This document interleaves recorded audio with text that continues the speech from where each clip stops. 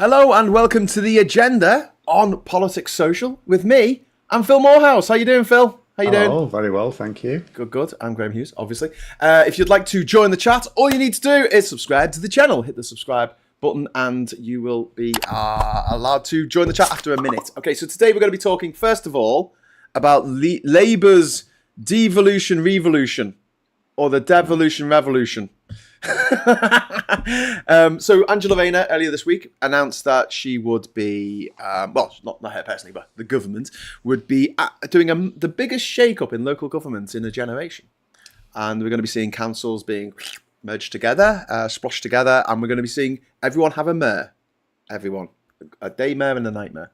So what's your thoughts? What's your thoughts, Phil? Well, I mean, first of all, you should be, I would imagine, quite pleased on the transport issue because it opens the way. So, I'm not a fan of London, but that's just because of London. But what I am a fan of is the fact you can get around really easily. Yeah. You know, contactless payment, all that sort of business. Yeah. It's beautiful. You don't have it anywhere else. But and cheap. This allows them to do it. Basically, what the devolution says is where things align. So there's going to be places where this doesn't work out. It's not like the whole of England, it's all going to be marvellous or anything like that, because it's where these boundaries allow. But where they do allow, it's basically going to let metro mayors just handle everything. Yeah. It's going to we want to be like London. And they can just do all that, sort it out themselves. Fab. It's going to be great. I mean, I'm very happy about the getting the buses and things re-regulated, because I thought that was one of the biggest crimes committed in the 1980s. This was under Thatcher's government. They deregulated the buses or local transport, public transport. They deregulated it everywhere but London. Yeah. And most of the politicians that made this happen lived in London, benefited from the amazing integrated public transport system they have in London, and the rest of us were just left to rot, waiting on at a bus stop for a bus to turn up, maybe. There was no warning back then. You couldn't look on your phone how far away the bus was. There was definitely no sign, digital sign to tell you that the bus was 20 minutes away. You just had to stand there in the rain, in the hail, in the snow, in the sleet, and cursing your life. It was all right. Where I grew up, we had a village. We had a bus shelter, which stank of piss, because obviously it's a really good place to go if you're homeless. You flash bastard with your bus shelter smelling of piss. It is stink of piss. I say homeless. It wasn't. There were obviously. It's an obvious place if you're homeless to have gone, but also just people out on the Raz would just go and piss in it after. There's a pub opposite. Do you remember public phone boxes? Yes. Which were also used for similar purpose if they were near a pub. One Angry Pagan has dropped the first chat of the afternoon in. Thank you very much, One Angry Pagan. It must be Christmas. Hooray. I read through the Devon and Torbay Devo deal and thought it was pretty good. I hope others work out well too, and this will help to drive growth. Do you think that it will? Do you think this is going to be... Do you think this is going to be a sea change? Yes, it has to, because, it's like they say, where... You have got people in local areas. I mean, how often do we hear, people down in London, they don't know what we need? It's like, okay, well, you do it then. That's all there is to it. Where it is something that can be done locally, it's like, get on with it then. Yeah. Now, obviously, it doesn't mean to say so where there's going to be something of national importance, like, for example, housing and energy, you can't just get to say, oh, yeah, but we don't want any pylons or houses. It's like, no, the country needs them, so you are having them, but you can decide where to put them. Yeah. But where it's like transport is just a regional, if you want decent integrated transport in your region, it's like, well, do it then, take over. We're giving you the power to do that and the money to do that. That's fantastic. No one will ever think they're given enough money to do it, but you know what I mean? They are going to be given the power and the money to do it. Yeah. It says as an empty double-decker bus goes past my window. Afternoon, you two. It's a long overdue living in a two-tier council average. Joe Public has no clue which council provides services. Yeah, that's very true, Gareth. At the moment, it's like different councils provide different things. And there's an overlap there, and some people, it's maddening. And there will be places that still don't get the full benefits of this. I mean, you're talking about mostly the places that have got the metro mayors. Okay, so let's talk about that then, because I want to talk a little bit about the downside. So why won't they get any benefit? Because they've already got the benefit. Well, they won't get. It's not they won't get any benefit, but it's just what Labour's plan is. Look, if the boundaries align, if it all aligns, then things like whatever policing, fire services, transport, all this sort of stuff. The Metro Mayor can just be the Prime Minister of your region for all that stuff, and they can oversee all of that stuff. But not everywhere has a Metro Mayor, so there'll be some little places that it's like there'll still be more regional decision making, but again, it comes down to that. So where you've got a Metro Mayor, you better set up for it to take advantage of this, because it's just like you give the Metro Mayor the authority to drive it all. Well, I mean, this is all good, because there was, I forgot what the example was that Angela Rayner gave, but she just said it's ridiculous that we have to, cede the decision on these very, very localized issues to Westminster. It's just bonkers. And so... But it's also, I mean, again, another slight problem on the other side of it is, if you think about councils making decisions, councillors are just like, they're part-timers. Yes, they're not paid. So, they get £6,000 expenses a year. So so this is why, as I say, when you've got a Metro Mayor who's paid properly and have got a proper team behind them, that's where it'll work better. Yeah, because that's a professional administrative outfit. Councils are not remotely professional legislators, literally part-time, fitting it around work, unless they're rich enough, in which case they're mostly spending. Well, I don't want to criticise all councillors who may be rich, but quite a lot of them, of my experience, are actually working out how to get even richer out of their position. So I have an issue with a part-time councillor making these weighty decisions as well. But where you have Metro Mayors, then they're properly paid. They've got a proper team behind them, decent funding, and they can do it properly. Yeah, which is the main thing. I mean, also, I would like to see, and I know this is not very realistic at the moment, but paid positions in the council. It seems really ridiculous to me that the councillors are not paid, but the people that they tell to go and do the stuff that needs to be done are paid. And it kind of, in a way, it opens up the door for abuse of the system. People, we've seen this in Liverpool time and time again. We had it with Derek Hatton in the 1980s, the militant faction of Labour, and now we've got it again. Well, we had it again a few years ago with Joe Anderson, the old Joe Anderson, who was an old fat white bloke, who's been replaced by a new Joe Anderson, who's a woman, which is upset, a black woman at that. So it's upset a lot of the Doctor Who fans out there. They think that shouldn't have happened. No. Literally the same name. It's bizarre. But yeah, Joe Anderson, he gave the deal to demolish a couple of flyovers in Liverpool city centre to his son's demolition firm, and it was a bit like, come on, and council leader. So I would like to professionalise council things, and the excuse for doing that, or the reasoning behind doing that, I think it becomes stronger with more devolution, because it's like they have more responsibility. Yeah. It can't just be a talking shop, Yoni says devolution, revolution, evolution, convolution. And Maggie wants to know if she's the only person in the world who actually likes pylons. Yes, you are. But, I like pylons if they're doubling the load that the electricity grid can handle in preparation for our green revolution. That's going to be happening over the next few years, I hope. Yes, we'll have to. So, can we talk about Labour comms? Because we never mention it. How bad was their comms handling this week in relation to the WASPI women? Well, it's not that the comms was bad this week. You can justify the decision. People will have a view on it. It's not one of these clear-cut historic abuses. The problem was they spent several years sounding very sympathetic to the cause. Yes. And then holding signs saying, I am sympathetic to this cause. And even if, a lot of the Angela Rayner stuff was doing the rounds a lot, but it's like, well, that's under Jeremy Corbyn. You can't have a pop at someone for changing their policy under a different leader. That's what politicians do. But, some of it's much more recent, including from Keir Starmer, whilst he was leader of the opposition. And so so then you turn around and say, oh yeah, it's too expensive, we're not doing it.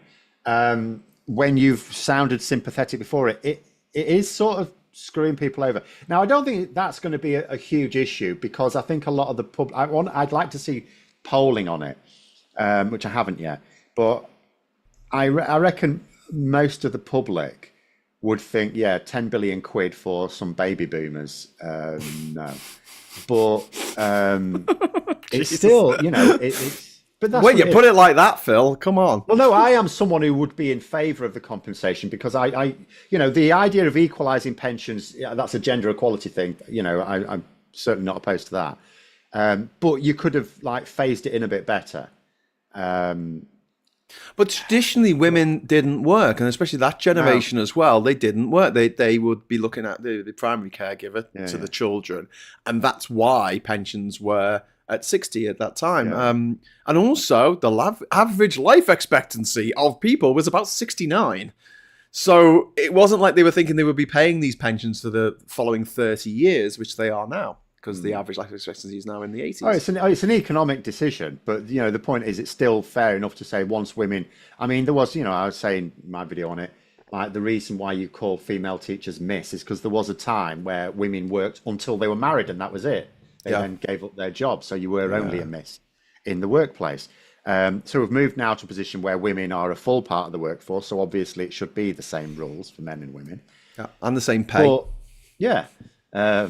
But you can still say, well, the way it was done was poor, and there were, but at the same time, from the public's point of view, a lot of the public will actually just look at it and go, 10 billion quid, I don't want that coming out the NHS or something. So it's not that the policy itself is a huge problem for Labour. It is this fact that, for me, they gave this indication that they were sympathetic towards the cause, and they now have turned on it. So you could argue, maybe some people think, well, hang on a minute, they sounded sympathetic towards my cause as well. Are they going to turn on that? Yes. So it's a bit of a trust issue for me. Yeah.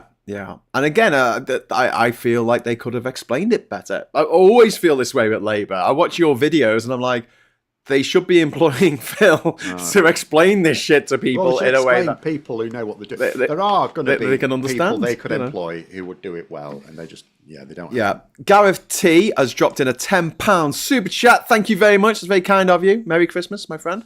Lancashire Tories are crapping themselves as if Blackpool and Blackburn join a huge Lancashire unitary authority. They are both toast as heavily. Then they are toast because they're both heavily Labour voting areas. Although Blackpool North and Blackpool South returned Tory MPs until this year. So but I absolutely. And Craig has made a really good point here. The WASPIs are getting a far better deal than the people they are expecting to cover the cost of the compensation. I.e. people like us, who are not going to be allowed to retire, Phil. That's it. You're going to work till you drop. That's the new rule. That's all right. As long as I can keep working by just moaning at a microphone. Jupp says, if you have a pension system as a government contract, then one side can't just go and change the terms of that contract, in my opinion. All changes have to only affect the new generation. They can, 'cause it's not a contract. There's no contract. It's a tax. Again, people... It would be much better if people actually understand what pensions are, what the state pension is. Yeah. So, because people think of, well, I paid in all my life, so I deserve the pension. It's like, well, no. What you did is you paid for the pensioners while you were working, and now that you're a pensioner, it's the workers who are paying your pension. It's not helpful to give people this impression they're paying into a pot like you are for a private pension. You're not paying into a pot with the state pension. There is no pot of money. You are paying taxes, and those taxes are being used, amongst other things, to support the current pension population with the state pension. But thanks to the Tories' triple lock, I mean, pensioners are way better off than they would have otherwise been at this point. They were under Labour and they didn't have the triple lock because they're better off. Because the Tories keep saying about, PM Hughes this week, Keir Starmer was saying, well, because of what we've done, we can maintain the triple lock, whereas your shadow chancellor says it's unsustainable.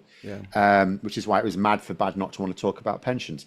But she was saying, well, we maintained the triple lock. It's like, well, no, you didn't, because Rishi Sunak actually broke it as Chancellor. Yeah. But this again shows why Labour, they're not necessarily doomed with policies like this, because, under Rishi Sunak, they broke the triple lock in the last Parliament. Yeah. But that was halfway through the Parliament, so everyone had obviously forgotten about it by the election.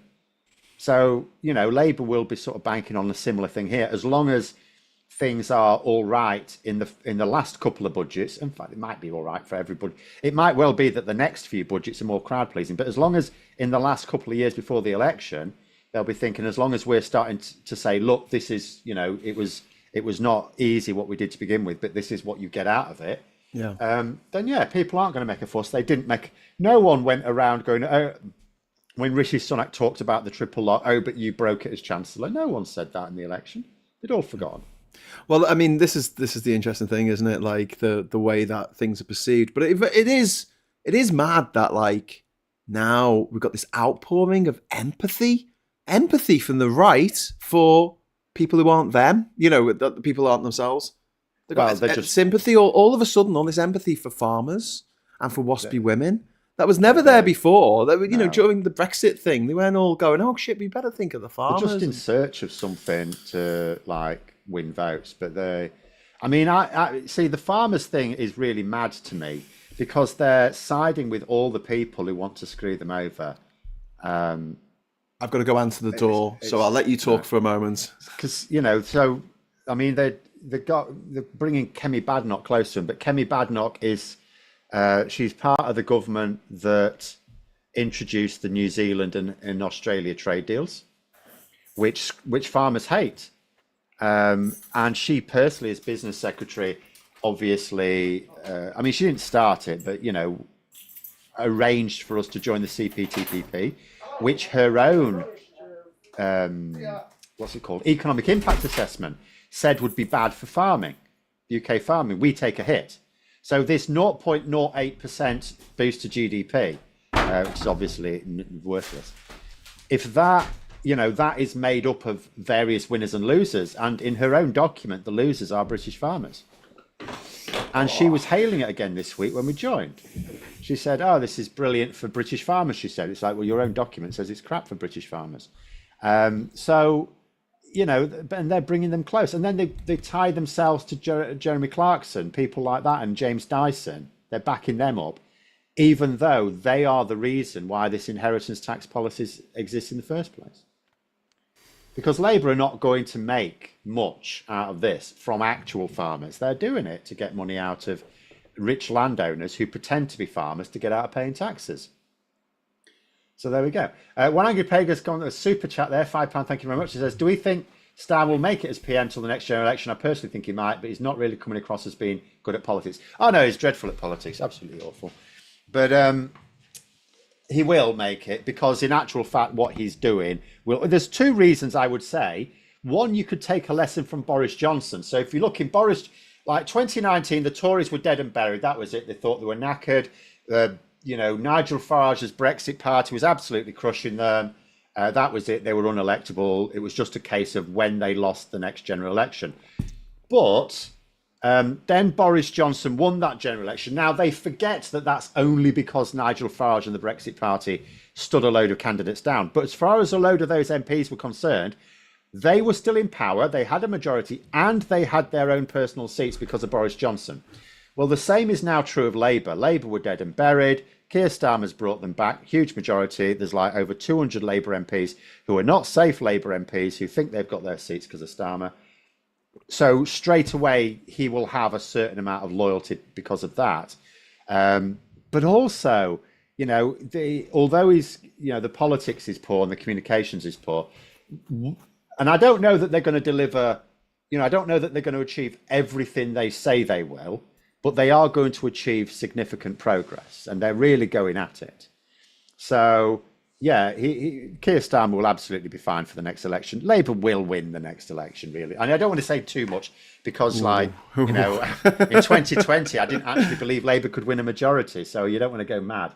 But you just look at it all and you try and see, well, who would win it if Labour didn't? And it's like, no matter how you look at it, how you break it down, Because every time you try and say, well, what if Reform take these votes? So it's like, well, yeah, but then that crushes the Tories more, and you end up with more Lib Dems as well, and they actually help Labour in some seats. So ironically, Reform UK, who could well take a few Labour seats at the next election, probably help Labour win more seats than they lose still. So they will still maintain a hefty majority. Even if you look at polling right now, where Labour are the least popular they're likely to be, because the communications is poor. They've done the budget that a lot of people don't like. So there's lots of individual unpopular policies. But then that's done now. There's not a lot of unpopular policies left. There are maybe a few still to come, but not a great many more. And the polling even now still says Labour government. So, yeah, it's like for Labour to not win the next election just seems fantasy. Well, but it's the future. It's further in the future I worry about. Yeah, I just want to apologise because I did press the button to mute my mic. Well, you have now done that. It didn't seem to mute the mic. So it was flashing. The light on it flashes when it's muted. But I got back to my seat and I could see that. So I'm really glad that I didn't swear too loudly when I used the wrong key in the door to open it. But yeah, so I'm more worried than you are, Phil, about Farage and Refuck. I was for the future. I was worried about them to start with, but now that Elon Musk has said he's going to give them £100 million to interfere in British politics, which is it's illegal though. Is so it? You'd have to have. Oh yeah. Can't he just make it legal? No. The way people say he can try and get around it is by getting like his UK companies to donate, but they don't make enough profit for that much money. So he could donate a few million, and even that, would be beyond the pale. But he can't afford to donate $100 million without physically shifting money from non-UK companies, and that's just money laundering. If he just hands over $100 million or £80 million to like UK Twitter or Tesla or whatever the hell, to give to Farage, that's money laundering. That's still illegal. Now, I will grant you where I'm worried is it could cause diplomatic tension for the authorities to be, because they'd have to. The best thing is for Elon Musk to realize it's illegal and not even try it, because what wouldn't be great is if he does it and then the authorities have to act, because that's a stupid amount of money. That's more money than all the political parties put together spent at the general election. So it's an insane amount of money, although it may not seem much to an American. In British politics, that's an insane amount of money. Yeah. And it's so the authorities can't really be allowing that to happen. Well, so it could cause tension. Elon Musk has, after all, you did a stream on it this morning, I think, but I'm certainly doing a video today. Elon Musk has basically told the elected incoming president and the elected Congress not to do a thing that they were all happy with, and they've done what Elon Musk has said. Yeah, so he controls the US. He's told the US government to shut down. Yeah. Like imagine if the president of Guatemala did that. Imagine if the president of Guatemala went on Twitter and said, "Listen, you need to shut down the American government," and they went, "Okay, yes, sir." So that's what he's doing. So he's flexing his muscles. Today he's going on about the AfD being the answer that Germany needs. So he is flexing his muscles. So until it comes to blows, I think it might go the way of Dominic Cummings, but more spectacular. But we will see. But until it comes to blows, he is a serious danger. I think it's really important that people share memes in the hope that Trump will see it. I want a meme where Musk is like, "Shit your pants, Donny," and Donald Trump goes, "Yes, sir," and he shits his pants. And if Trump sees that, he'll lose his fucking mind. Well, that's the thing. I don't know why more people, and some people will be, because there are some people around Trump, including some of his family, who don't like Musk.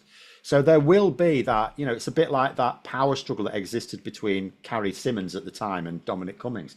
That may happen.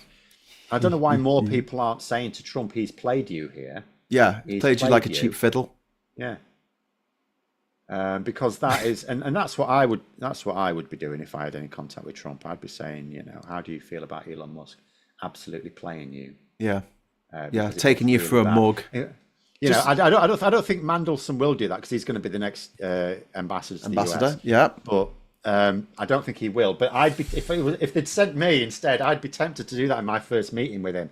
Say, and in Britain, like, we're a bit concerned. We like the American president to look really strong, but you let Elon Musk play you last week. Why didn't you tell him to sit down and shut up? It looks really bad in the UK. I have to say, you're looking really weak out of this. You're looking really weak and kind of stupid. You kind of look really goofy, like you don't know what you're doing. So I'd be tempted to do that just to shit stir. I'll be tempted to do that as well, just because I'm evil. I was born evil, but why Billy's saying President Musk in the chat. President Musk. That's the that's what we're looking at with I would say Vice President Trump, but it's not even that, is it? It's just it was bad enough when is Elon Musk wants to be the power behind the throne, and Trump just does the politics, which he's not even very good at. He's not.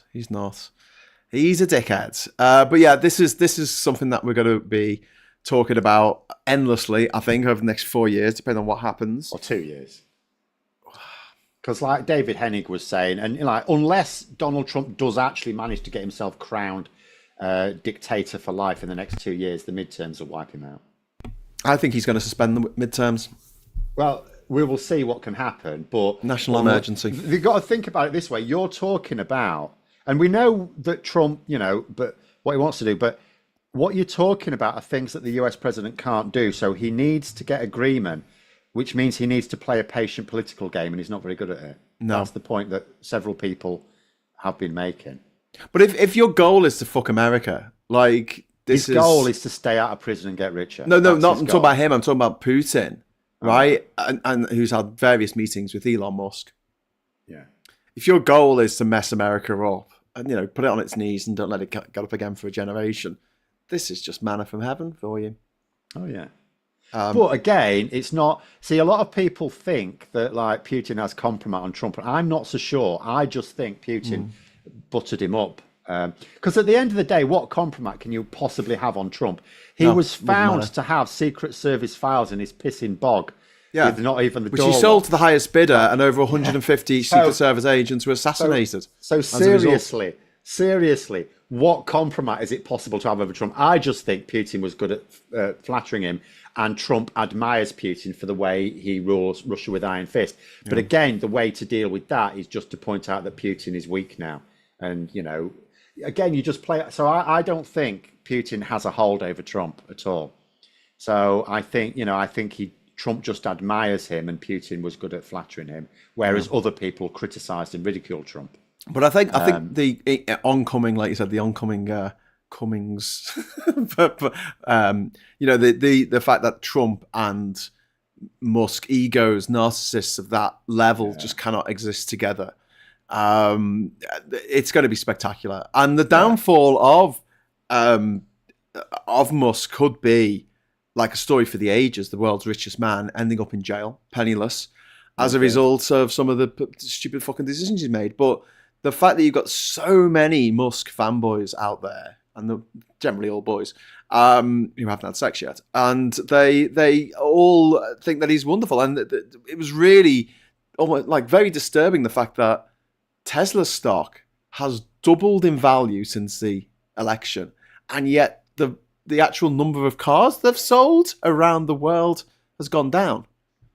And it's like, what? Hey? And it's this because they think he's going to be inflated able to meme just leave the stock treasury. nonsense. Yeah. Which is the plan. I mean, they're doing a dissolution of the monasteries, America style. One Angry Pagan says President Musk. Thank you very much for the super chat there. One Angry Pagan, really appreciate it. Diz is saying Musk will get evicted from Mar-a-Lago. He might get banished. He might get exiled, deported back to South Africa. Maybe. Depends if he really pisses Trump off. It might be like Australia and Murdoch. They might not want him back. Yeah. Tony's saying, considering the anti-corporate bipartisanship sentiment that the healthcare situation brought to light, that oligarchs might find themselves at the wrong place at the wrong time doing the wrong things.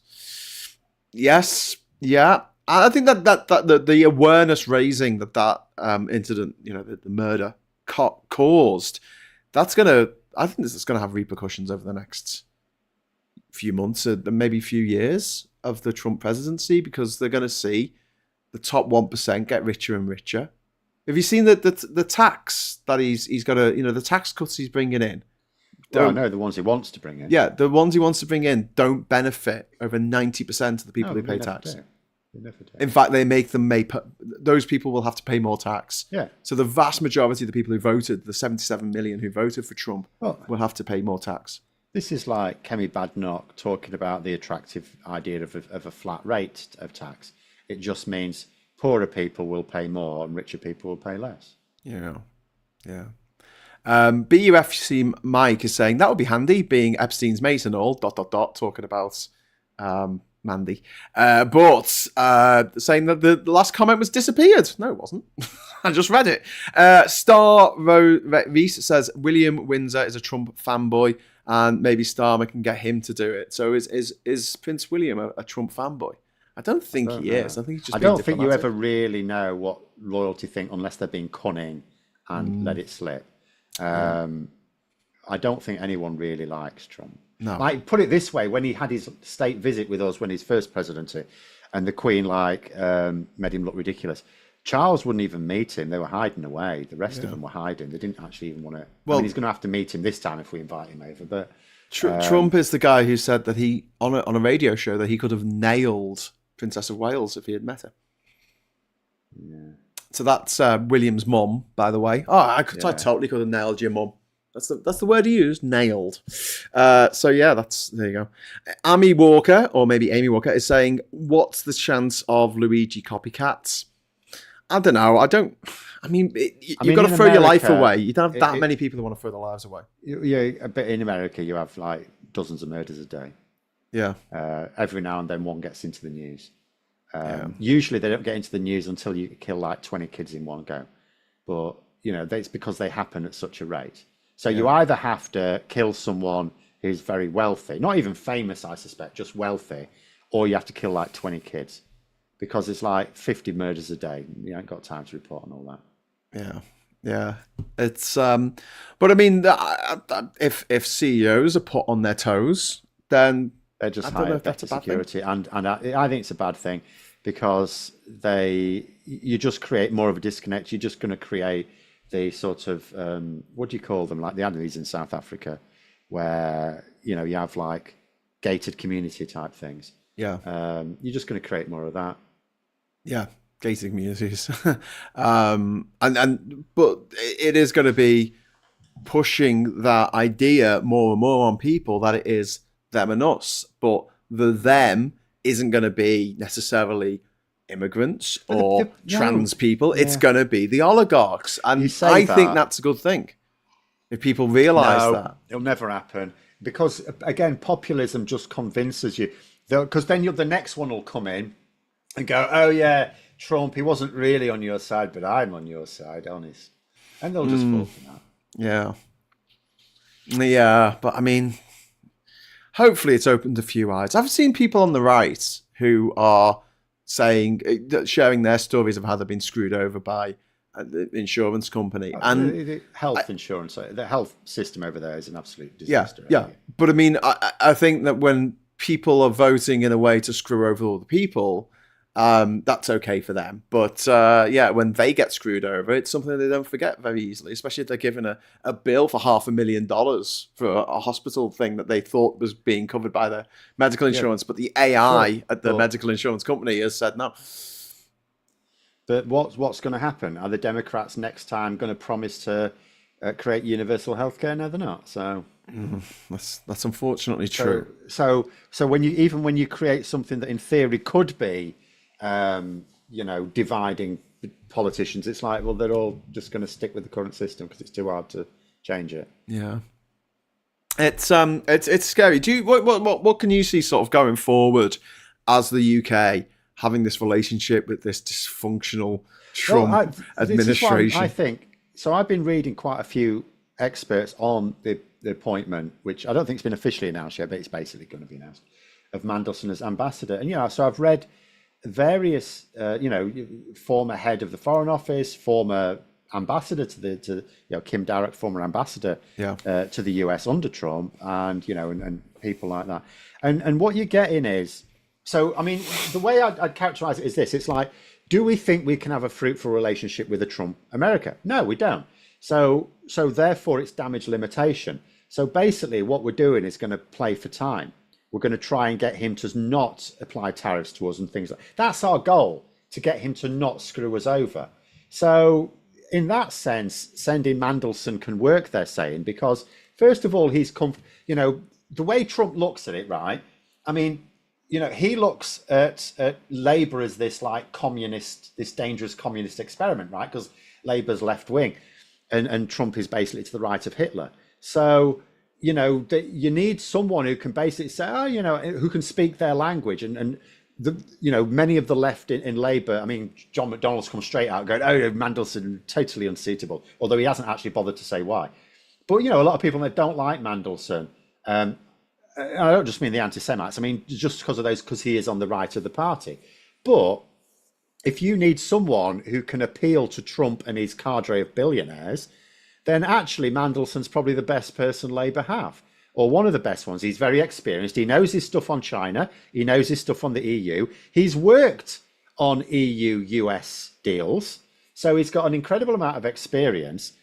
And his job will basically be to persuade Trump not to shaft us over. And I think there's a fighting chance of this. When people dismissing Starmer for saying we don't have to choose between the EU and the US, it's like we don't. We're going to pursue close relationships with the EU. And we're not going to get anything like out of the US other than... But Trump's focus is staying out of prison because his presidency is going to end. He's still got prison hangers. So his job is to change things so he doesn't go to prison and to make himself richer. That's because he's not really as rich as he claims. That's his focus. His focus is not on some sheep-infested island off the northern coast of Europe. He can't even point it out on a map. He knows sheep-infested. Sheep-infested.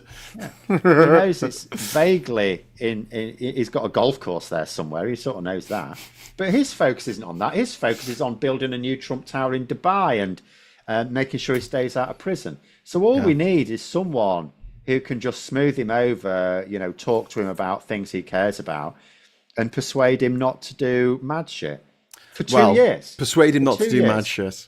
We just need to delay it for 2 years. If we get the midterms, I'm not convinced about the midterms. One Angry Pagan, thank you very much for the super chat, my friend. Do you think Labour will reverse their rhetoric on migration? I fucking hope so. I don't know. I don't think they will, because I think it's ingrained now into people that, there's certain things that you've got to be afraid of. One of them is spiders, another one is snakes, another one is height, and one of them is migrants. People coming from another country to this country. How dare they? When actually the reality is migration should be celebrated because these people coming from other countries contribute way more into public coffers than we do. We've just had that in the latest report this week. Saying what they so the average migrant coming across on a skilled worker visa, which is 62% of all migrants, contribute something like a net contribution of £16,300 a year to the Treasury. A year. And the average British adult, because not including kids, just adult, 800 quid. Wow. That's the difference. That needs to be on every billboard in the bloody country. So, and then people will say to me, oh, but you're comparing all British adults with just these ones on the skilled visa. It's like, yeah, that's because we only bring people into the country if they're going to add value to it. Like, asylum seekers may or may not add value, but there's hardly any of them. People overstate that. Yeah. But in terms of people coming across, so you've got skilled worker visa where they contribute a huge amount. And remember, because part of that will be that they pay more taxes. So they pay more taxes than the average British person on the same income. Yeah. Because, first of all, they're more likely to be a salaried worker than a business owner. So straight away, a salaried worker pays more than someone who's self-employed in taxes because of national insurance. But also they pay the NHS surcharge, which is a lot of extra money. Yeah. So they pay more. And, of course, they tend to be of the age where they don't draw on public services as much. They're not as likely to be ill. Yeah. They've already had their education, and some stay, but most then go home and so you don't have to pay their pension in their own country. So you don't have to pay the pissing pension either. And of course, I mean, this is why you have all this issue with Leanne over the NHS and stuff. We don't get NHS care unless you pay for it. Yeah. So they have to pay the NHS surcharge, or they don't. Why do you think when you go for any sort of a GP appointment or A&E that you have to they have to find you on the system your NHS number? Yeah. Otherwise, you don't get treatment. Yeah. And the same with like benefits. Yet some migrants qualify for benefits, not very many. You can't come over on a work visa, lose your job, and then claim benefits. Yeah. So, the number of 10 years, isn't it? You've got to be here 10 years if you're from another country before you can claim benefits. So, you've got, so although the land immigrants are great. Get more people to say it. Immigrants are great. And Labour should be saying this. Okay, so here's a $64,000 question, Phil. Why aren't they saying it? Why aren't Labour taking control of the fucking narrative for a change? Well, okay. I don't think they can take control of the narrative. But at the same time, they should still do that. I mean, earlier this week, there was a speech that Tony Blair gave basically 20 years ago, where immigration was becoming this thorny issue. And he did a speech taking it on. Yeah. And he said, look, there are genuine grievances. There's this and there's this and there's this, and we need to do something about it. But he kept interspersing this speech with the importance of immigrants and what value they bring and how we basically don't have an economy without them. Yeah. And Starmer, there's no reason why Starmer could not give exactly the same speech, because it's exactly the same. I mean, the reason it's exactly the same issues, because although Blair identified some of the perceived abuses, he didn't actually bloody well stop them. So that was a bit silly. Like, one of the things they should, I mean, it is a Labour policy, I think, and yet they're not talking about this. One of the genuine grievances with it is employers going, oh, would anyone like this job for 3 peanuts a week? No? Okay, we'll hire an immigrant. Oh, and the law says we can pay them less than minimum wage. And that's not an EU law. That's a British law. That's a Tory law that actually they made worse after we left the EU. So that's still law. We should change that. And Labour should crow about the fact they've changed that and said, no one gets to pay below the going rate. You do not get to employ a migrant below the going rate. Yeah. Just simple as that. As far as I know, although that was Labour's policy, I don't know whether it was in the manifesto, but it was Labour's policy in opposition, even under Starmer.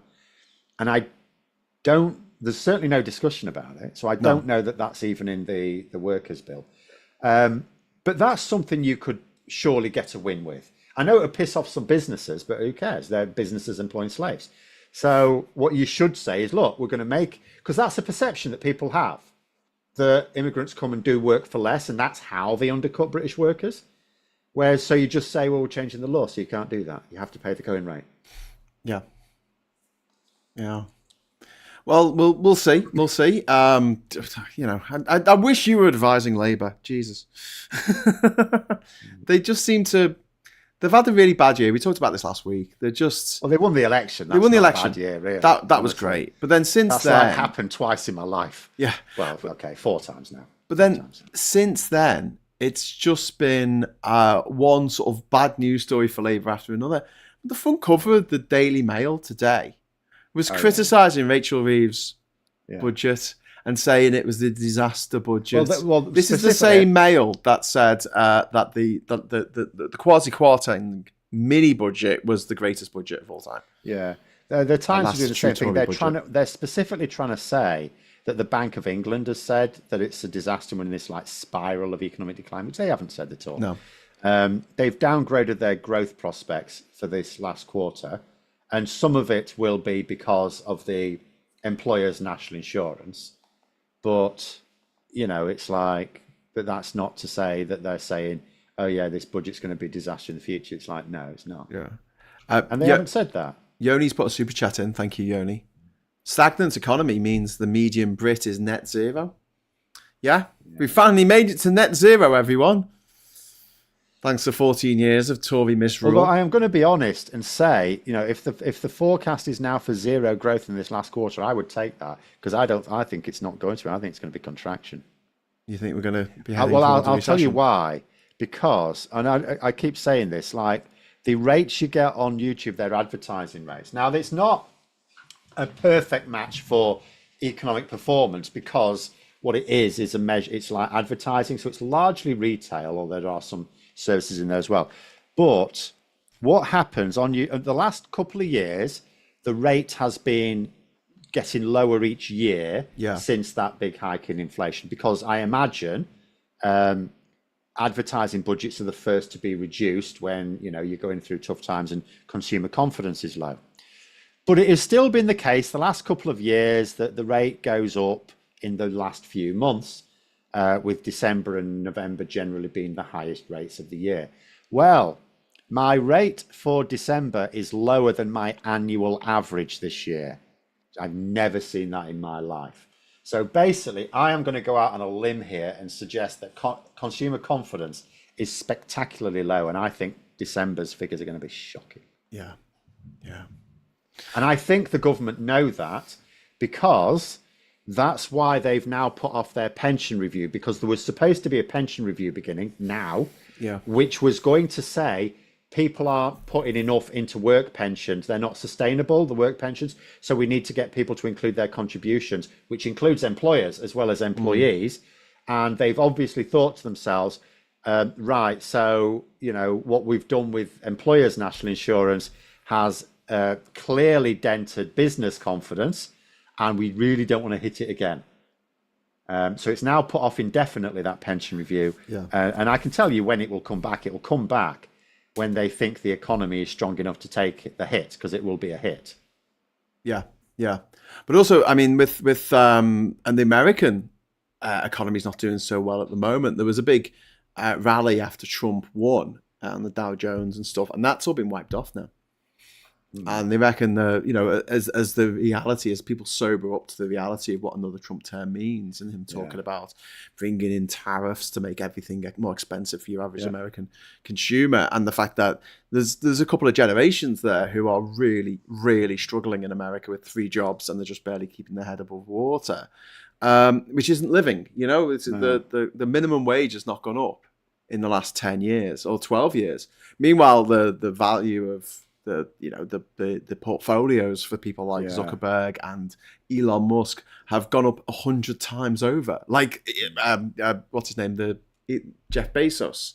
They've gone from being single or double digit billionaires to being triple digit billionaires in the last few years. But the national minimum wage in America is still the same as it was, and that is just I don't see that as a sustainable thing over the long term. And I think that if America, what's the thing? If America sneezes, Europe catches a cold. I think that we're going to face some real difficult economic headwinds because of the Trump administration. And I feel like, are we going to see us move back closer to Europe? As you said, we're trying anyway. Not a zero-sum game. We can, with or without. Yeah. The question is, does the Trump presidency make it more or less likely? On security grounds, it makes it adds impetus. And the thing is, any agreement, I mean, this is what David Lammy kept saying before, or straight after the election. He says he just wants agreements with the EU, doesn't care what they are, because as soon as you get agreements, you get talking, you start having those conversations about other things as well. Yeah. So, but in terms of trade, ironically, as people like David Hennig have been pointing out, although you could argue the need for closer alignment with the EU becomes greater, the chance of it happening actually ironically becomes less, because the EU now have another headache. They can only talk about one thing at a time, and they've already they've now got an extra headache, which puts the UK lower down the list of priorities to deal with. But could this be an opportunity for Britain? Like, because we're not part of the EU anymore, to talk about finally finding one of those, those hidden Brexit benefits that we were told so much about.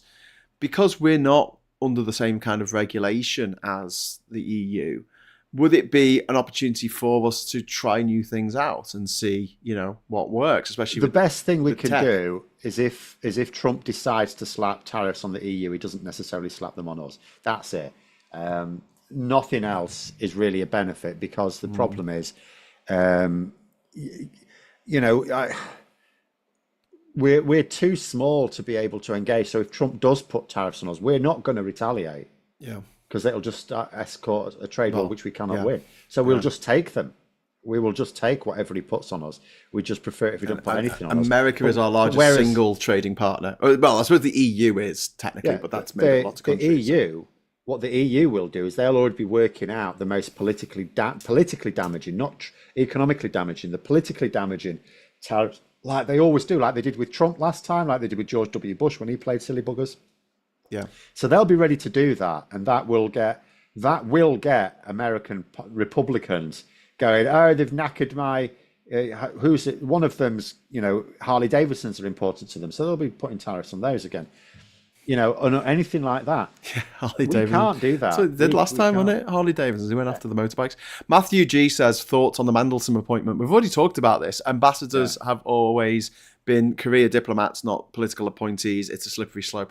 I agree to a certain extent, Matthew, but at the end of the day, these are not normal times, and Trump is not a normal president of the United States. And also, actual ambassadors and senior diplomats have been saying it's a good move.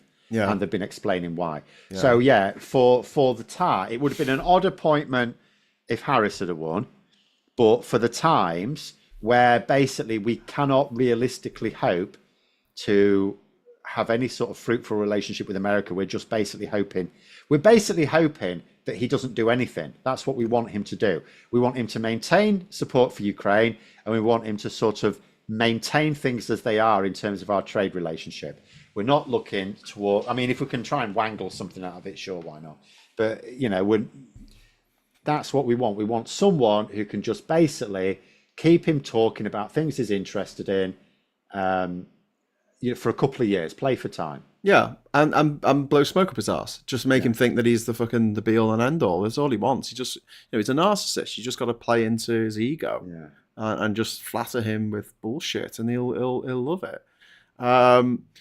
Satna says, need political heavyweights to not get steamrolled.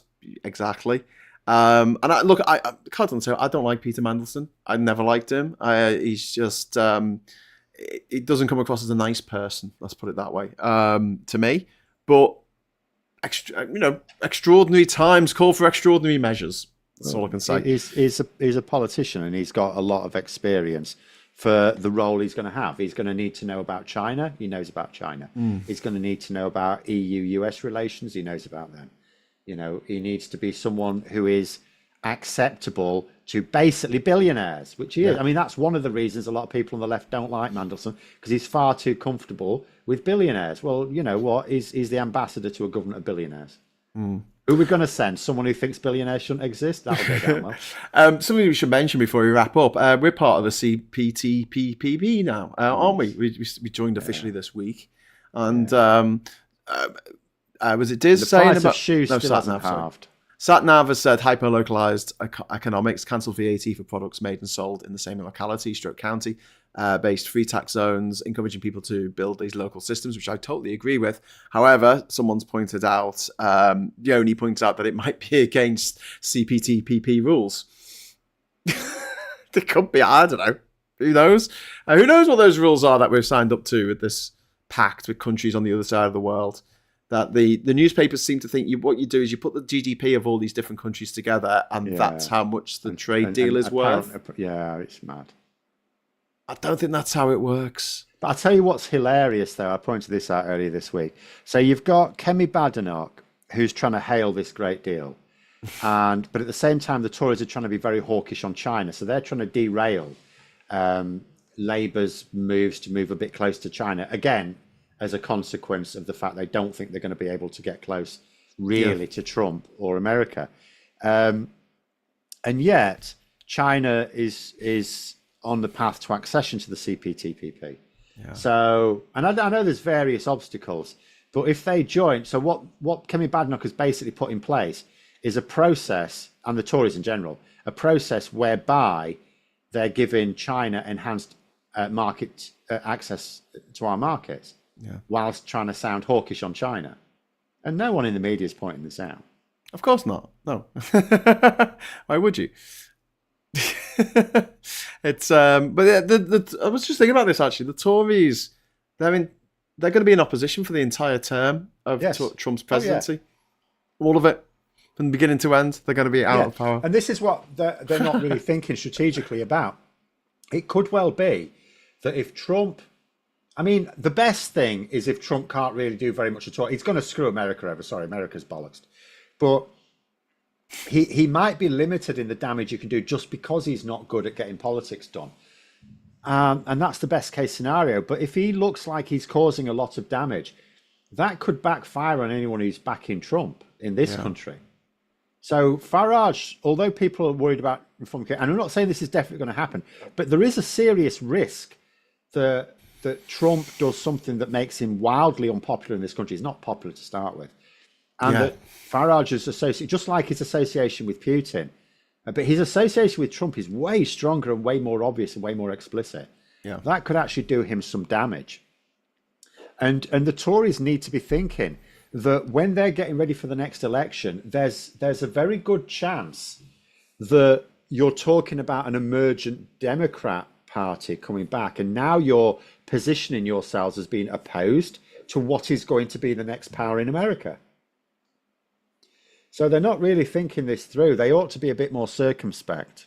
Yeah, instead of being right up Trump's arse, because they're going to be in opposition. Like they're not going to get anything from him. He's going to do something horrific, obviously, and even conservative voters in this country tend not to like him. Christians don't like him in this country because the Christians in this country seem a bit more Christian. They won't. Yeah, seem a bit more Christian than the so-called Christians in America who think that it's okay to vote for a rapist because that's what Jesus would want. Yeah.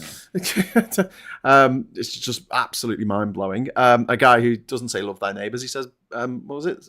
Deport your neighbours, send them back in cages.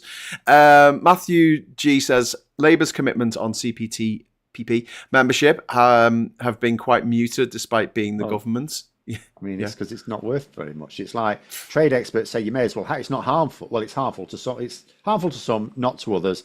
At the end of the day, it's going to be good for financial services. So it's like, you may as. I mean, that's what trade experts have said. You may as well have it as not. But it's nothing to like crow about. Yeah. It's a bit frustrating because like you just one product from the UK, for instance, Grand Theft Auto, will add more to our economy. One product than all of our CPTPP deals that will go ahead as a result of this. And Facts are saying, have you two seen election analysis by FD Signifier? No. Phil, have you seen FD Signifier? No. I see a lot of election analysis. I don't necessarily remember who did what.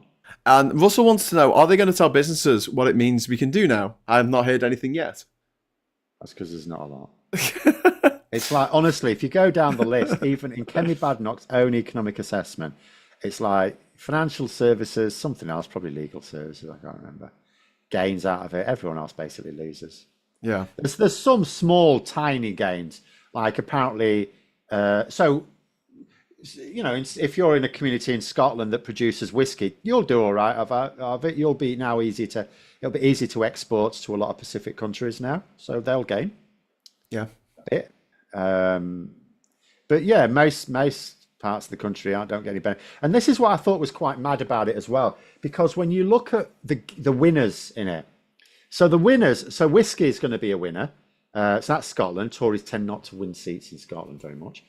And financial services, which is London, where the Tories also don't really win many seats. Whereas manufacturing doesn't do very well. Farming does quite badly out of it. So basically, all the places where they can realistically win, but they're not guaranteed, they've screwed over with this deal. Yep. And the places that gain from it are places they don't win anyway. So it's a bit mad to me to be crowing about it. But, let them do what they want to do. Yeah. The Tories have dug their own grave, but when it comes to everything to do with Brexit and any kind of trade deals we want to do afterwards.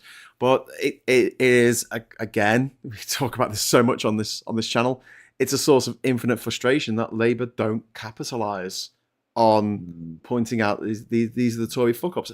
Everyone's groaning now, audibly groaning in Parliament. I think there's even members on the Labour benches who are groaning when Starmer mentioned the £22 billion black hole, because we're kind of sick of hearing about it now. Yeah. And there are loads of other facets to the 14 years of Tory misrule that Labour could be picking out and going, hey, look at this. Hey, look at this. Did you think about this? And have a rolling programme of the shit show that was the Tory government. Here's all the terrible things they did. Here's how it affected you. But they just can't seem to just get the message out, which is painful.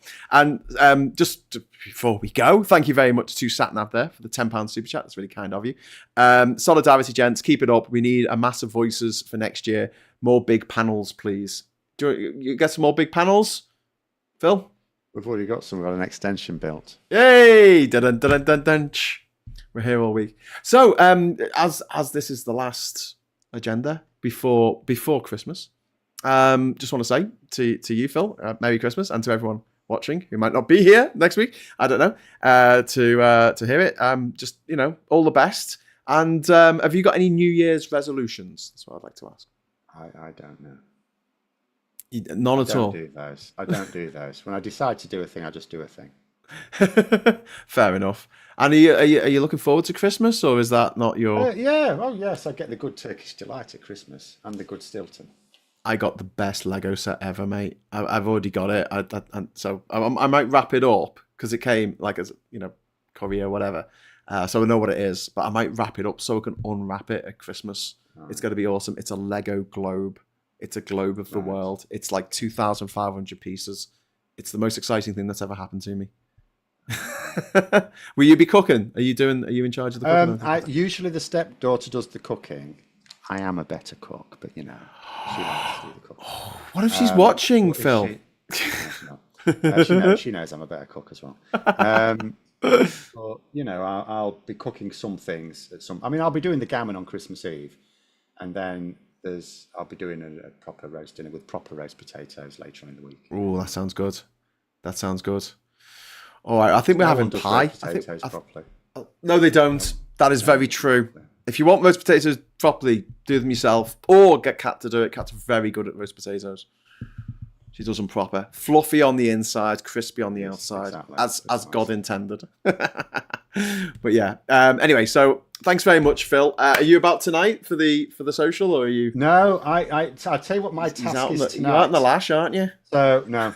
But because the Christmas shop, like the fresh food, like veg and stuff like that, is coming. So what I will be doing tonight is going out and getting all the stuff that they didn't bring because they're shit, or that will go manky before Christmas Day because they do that a lot as well. So that's my job. The Christmas meat has arrived today because I got that from a good company in Dorset. It's very expensive. It's very nice. I said Donington then. I meant Doncaster. Sorry, painting Doncaster red. Jesus. Sorry. Anyway, go on. So yeah, that's arrived. But the other stuff is arriving via Tesco, and that's shite. So everything since Brexit just doesn't last. It's crap. Oh yeah. That's one of the breakfast. So yeah, Brexit benefits. 2 trips to the supermarket a week, and everything costs twice as much. Hooray!